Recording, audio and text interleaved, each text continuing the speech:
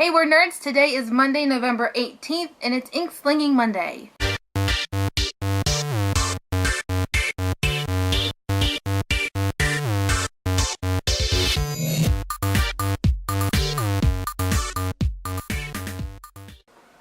Writers are generally lumped into two separate groups. You're either a pantser, who is someone who just dives straight into writing, no flotation device required, or you're like me and you're a plotter. As a hardcore plotter, I like to flesh out as much detail as possible before I actually start writing. And to get all of my ducks in a row, I like to use something called a beat sheet.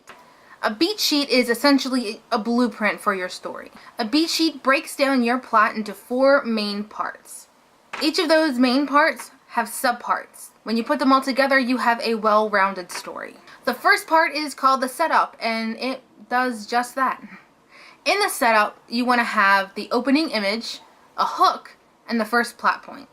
A hook is something that happens to your character that gets the reader asking questions. You want to give your reader an idea of what your main character's life was like before the first plot point comes in and stirs everything up. One of the most important things of the setup is that you have to establish stakes for your characters. You need to let us know what they have to lose. That way we're more inclined to cheer for them and connect with them as they evolve throughout the story. The first part culminates into the first plot point. And this is where the meat of your story really begins. After the first plot point comes in and stirs up all the ash, you have the second part, which is the response. The second part of your story, the response, is just as it sounds. It's your characters responding to what happened in the first plot point. Are they running for their lives, falling in love, or making a plan of action? Are they simply trying to survive? Do they have a hard decision to make?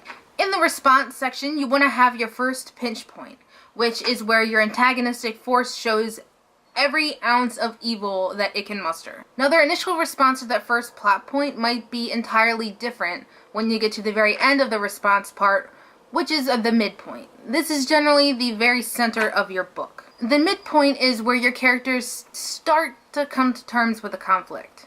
But of course, just as the characters think they have everything figured out, another wrench is thrown into the gears, completely changing everything yet again. This progresses the plot from response into full-on attack. And that's part 3, the attack.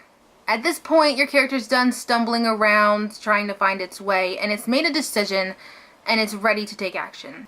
Though, just as your main character is moving forward, so is your antagonistic force. And in the attack section, you want to have your second pinch point, which is another look inside the antagonistic force. It doesn't have to be an exact picturesque version of their evilness, but it can simply be a new revelation that your characters come up with based on their evilness. And part 3 ends at the second plot point. Now, the second plot point is your best place to add in any new information that hasn't already been divulged. And part 4 is the resolution. This is where your hero emerges to save the day. The antagonistic force is defeated in some way, and your reader has some kind of closure.